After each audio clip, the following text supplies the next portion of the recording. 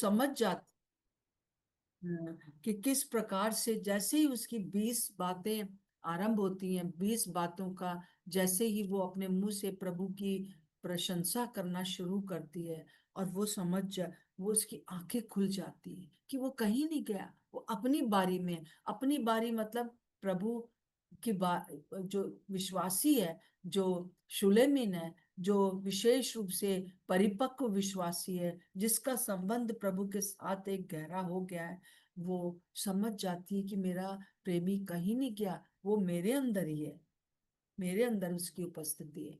तो मैंने आप लोग को जो होमवर्क दिया था, मैं चाहती हूँ कि आप लोग कोई भी बता सकते हैं अपना अनम्यूट करके कि वो 10 से लेकर और 16 तक, पांच श्रेष्ठ गीत, पांच का 10 से 16 के बीच में क्या क्या बातें बताती है। आप लोग पहले बताइए, फिर हम लोग आगे भी और डिस्कस करेंगे। कोई है जो बताएगा? बताइए, मैं डांटूंगी नहीं है। हम लोग सब मिलकर प्रभु की स्तुति के लिए ये कार्य हम करेंगे। जी।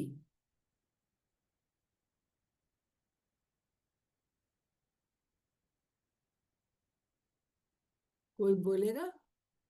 Praise the Lord aunty. वो हाँ। बता हाँ। रही है कि मेरा प्रेमी गोरा है हाँ, गोरा और है। लाल सा है हाँ। और मेरा 10,000 से भी उत्तम है। हाँ, तो ये मेरा प्रेमी गोरा है का क्या मतलब? गोरा मतलब सब लोगों में उसकी ग्लोरियस या चमकदार उपस्थिति है, जितने भी लोग हैं जितने भी आसपास पहले हैं जो जो हुए, जी। पहले प्रेमी जो हुए उनसे वो सबसे ज्यादा गोरा है। और कोई बताएगा कि गोरे का क्या मतलब है?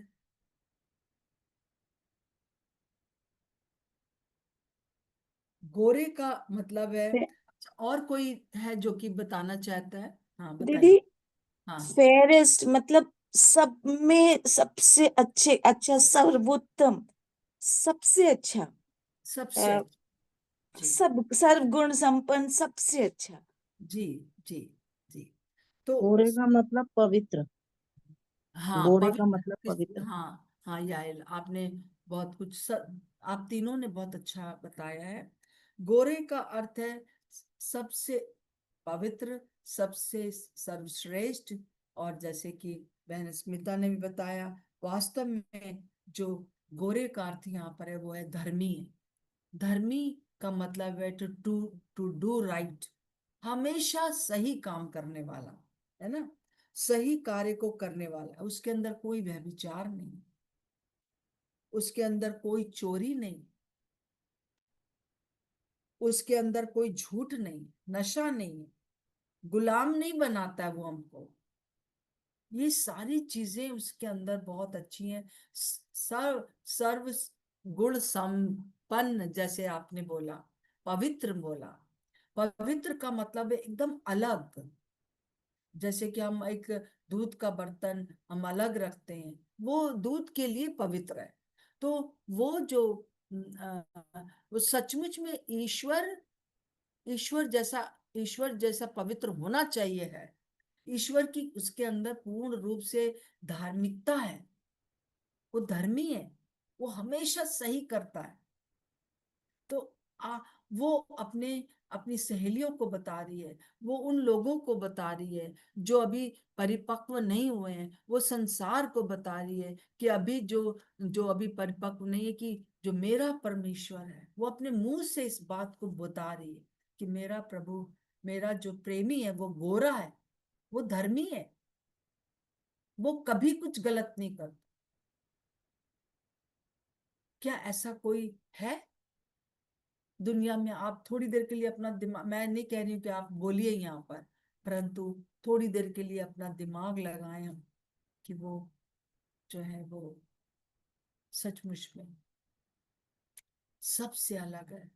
कभी उसके अंदर कोई व्यभिचार नहीं पाया गया, कभी कोई चोरी की बात नहीं पाई गई, कोई उसके अंदर जो है झूठ नहीं पाया गया, उसने कभी झूठ नहीं बोला, उसने कभी नशा नहीं किया कि नशा करके बैठा हुआ है। ये सारे गुण जो हैं एक ईश्वर के हैं, और वो गोरा है, वो सबसे अलग है। प्रभु का धन्यवाद। और दूसरा चीज जो है वो वो है लाल है। कोई बताएगा कि लाल का क्या मतलब है? मैं चाहती हूँ कि आज आप लोग भी बोले। वो लाल है।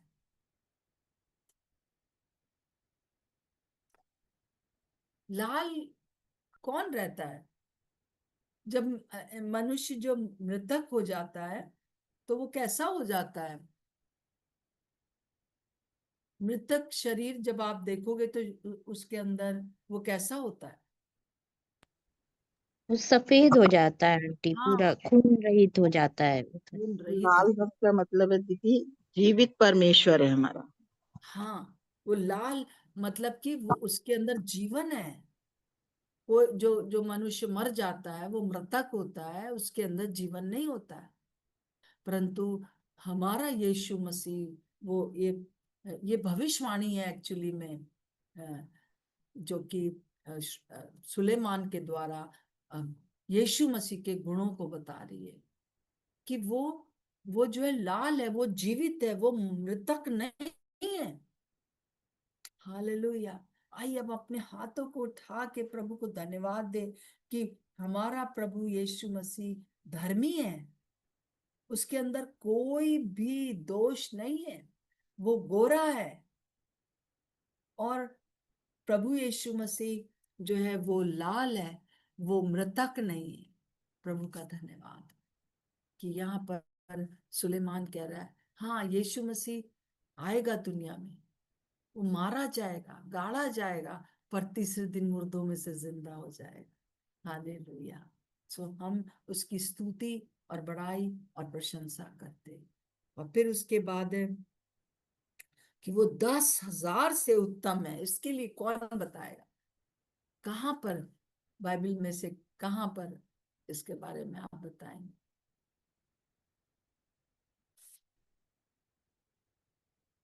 कोई भी बोल सकता है, प्लीज अनम्यूट करके बोलिए। आप लोग सब लोग, मैं चाहती हूँ कि आज सुबह एक दो लोग बोले इस बात पर।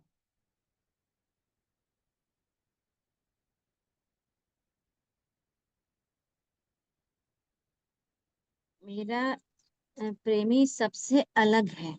हाँ जी, आपका प्रेम प्रभु यीशु मसीह सबसे अलग है, बिल्कुल सही।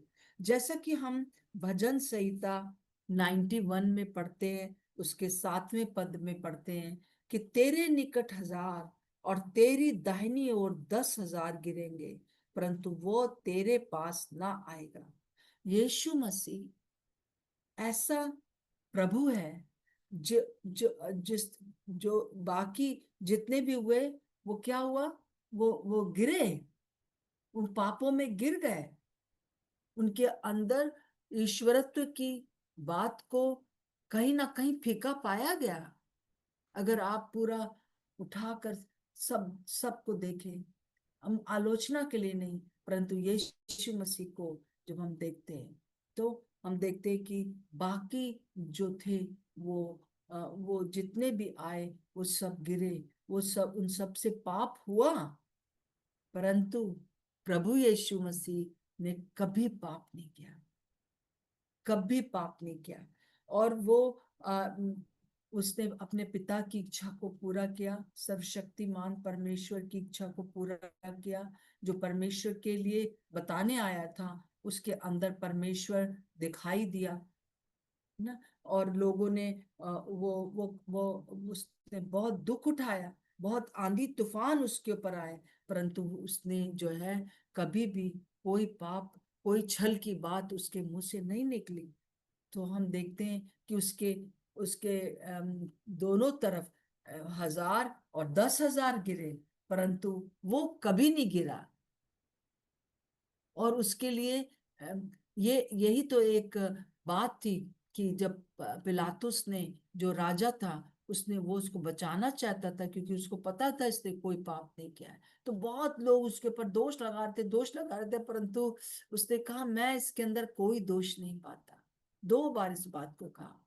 सचमुच में हमारा प्रेमी प्रभु ऐसा प्रेमी परमेश्वर है जिसमें कोई दोष नहीं। और वो एकदम कभी पाप नहीं किया, कभी वो गिरा नहीं कोई भी चीज में।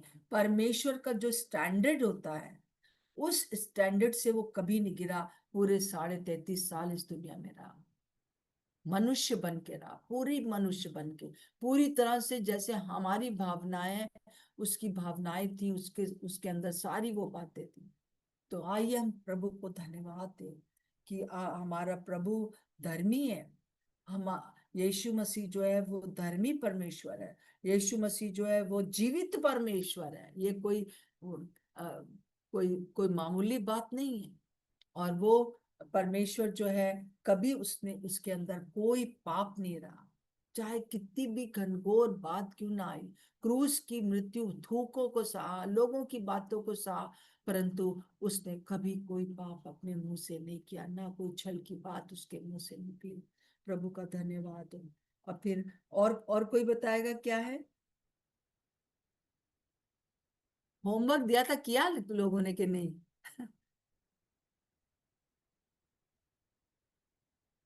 सब सो तो नहीं रहे? हालेलुया। उसका सिर जो है, चौथी बात जो है, उसका सिर कैसा है?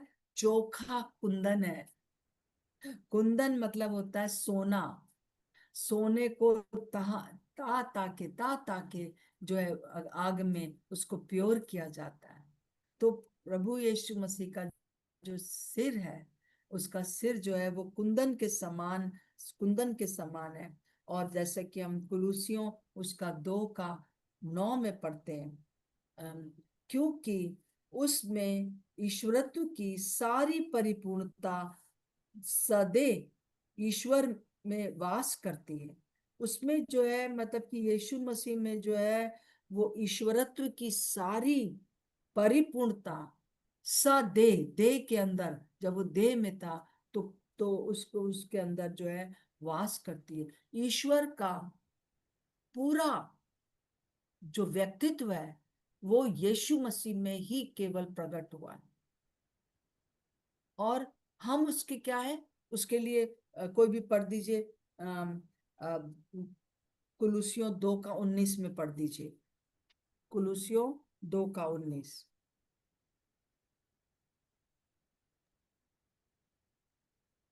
और स्मिता पढ़ उस दीजिए। जी और उस शिरोमणि को पकड़े नहीं रहता, जिससे सारी देह जोड़ों और पट्टों के द्वारा पालन पोषण पाकर और एक साथ घटकर परमेश्वर की ओर बढ़ती जाती है। जी हाँ। तो क्या है कि वो सिर है, और वो कुंदन का सिर है, वो सोने का सिर है, बिल्कुल प्योर है। उसके अंदर कोई भी प्रकार का पाप नहीं है, कोई भी प्रकार की ऐसा नहीं, कोई ईश्वरत्व उसमें ना हो। अगर हम देखें तो हम पूरी तरह से इस बात को देखते हैं कि वो पूर्ण रूप से ईश्वरत्व का पूरी तरह से जैसा ईश्वर को लोग समझ चाहते हैं उसके अंदर पाया जाता है। बार बार मेरे दिमाग में एक बात आ रही है, ताकि मैं आपको बता दूं। जब मैं प्रभु के पास आई और 13 साल की उम्र में, और फिर उसके बाद मैं जब 9th क्लास में थी, उस समय मेरे फादर को पता चला कि मैं बाइबल पढ़ती हूँ और मैं यीशु मसीह को मानने लगी। तो उन्होंने, मैं हॉस्टल में पढ़ती थी, तो उन्होंने मुझे बहुत सी धार्मिक किताबें लाके दी और मुझसे कहा कि तुम इनको भी पढ़ो। और मैं नेक्स्ट हर सैटरडे को मिलने आते थे, मैं फिर नेक्स्ट सैटरडे को आऊंगा और मैं तो पूछूंगा तुमसे कि तुमने क्या पढ़ा। तो मैं पूरा हफ्ता अपनी बाइबल तो पढ़ती थी।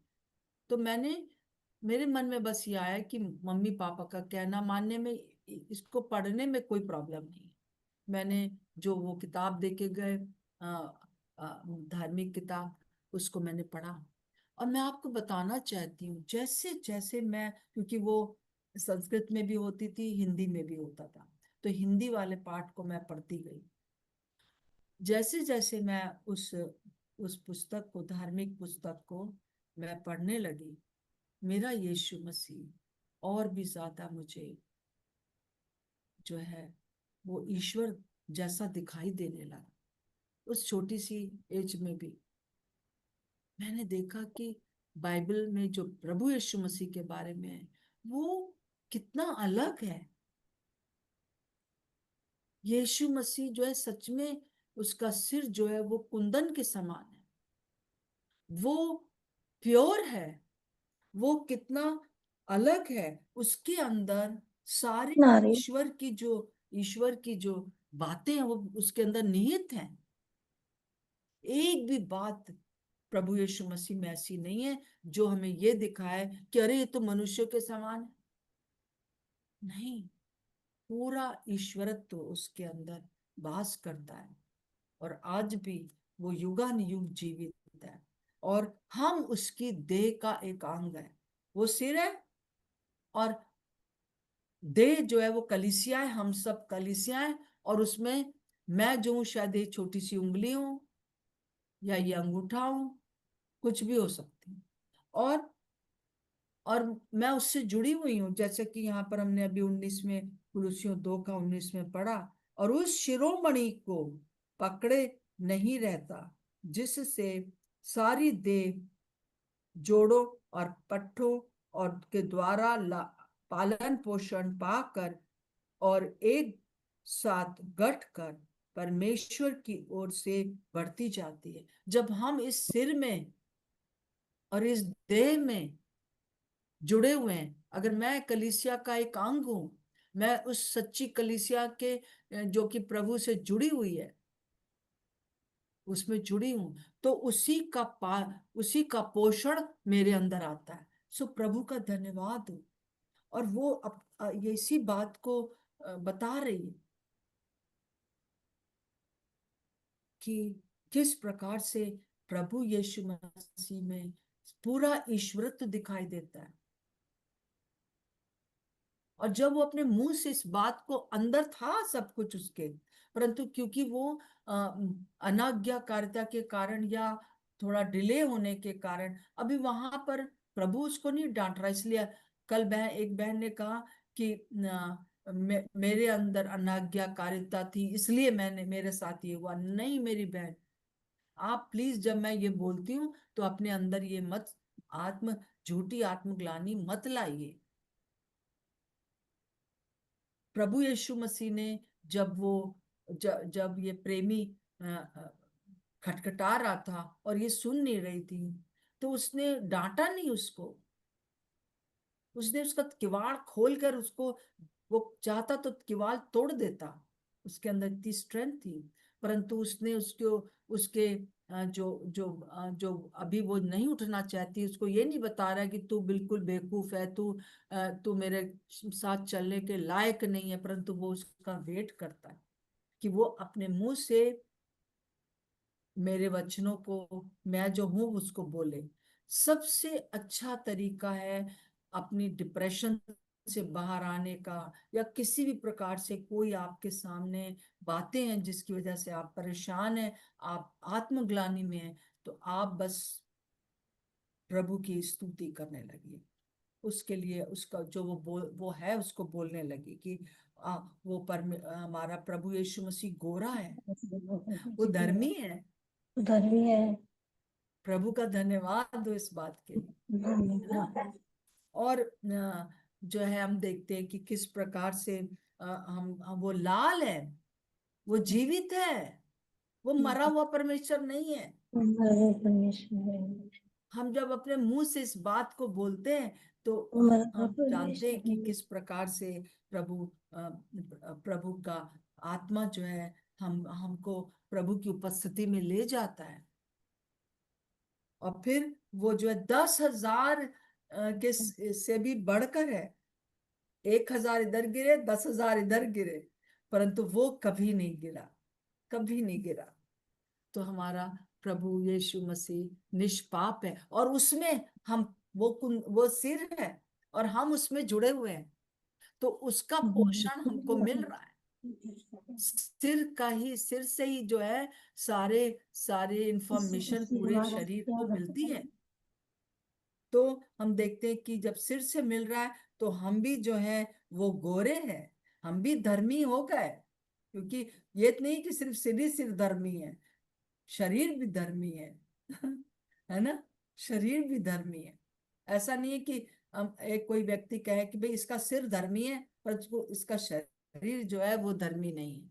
ये सिर से तो प्रभु की बातें करता है परंतु शरीर जो है वो दुनिया की बातें करता है, ऐसा नहीं है। अगर सिर धर्मी है तो शरीर भी धर्मी होगा, पूरा व्यक्ति धर्मी होगा। सो हम भी धर्मी हो गए और वो जीवित है तो मैं भी जीवित हूँ, हम भी जीवित है। आप उसका अंग है तो आप जीवित है। और जहां पर आपके अंदर मृत्यु की बातें दिखाई देती हैं प्रभु उसको जीवित कर देता है।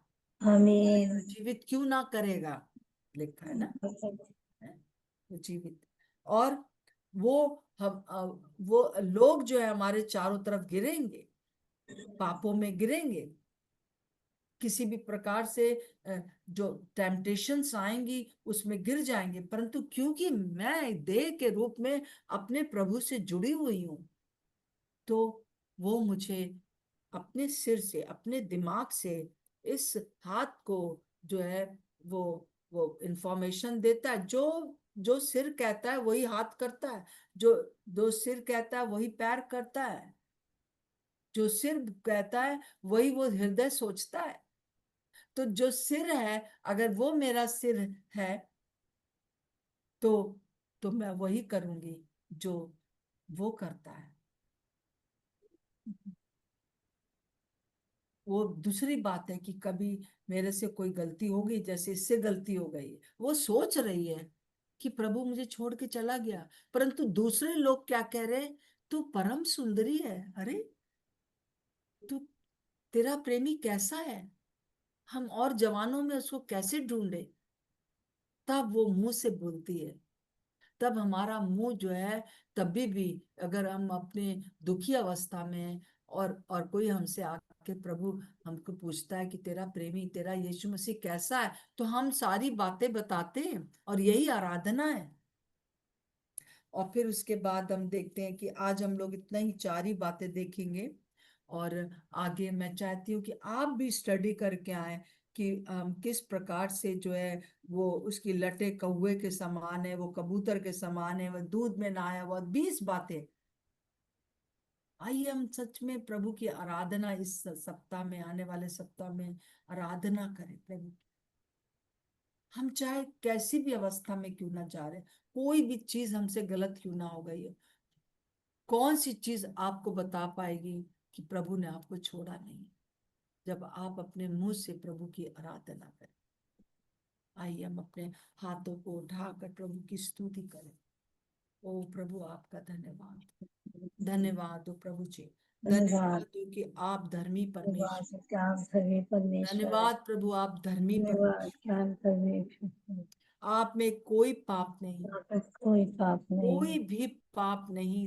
जब दुनिया परमेश्वर में आप थे तो पूरे ईश्वरत्व को दिखा रहे थे और आज भी आप पूर्ण ईश्वर हैं और आज भी आप पिता परमेश्वर। के दाहिनी ओर बैठे हुए हैं। फिर आप आप पिता के लाल घर। से हैं, आपके आज अंदर मैं जीवन है, आप आपके अंदर जीवित हो गए, जीवन आप मर के पड़े नहीं रहे, जीवित होगा, मर आप के जीवित पड़े हो गए। नहीं, जीवित हो गए। प्रभु आपका धन्यवाद हो और कि आपका आपके धन्यवाद है। 1,000 एक तरफ, और दूसरी 10,000 एक तरफ गिरे, परंतु आप कभी नहीं गिरे।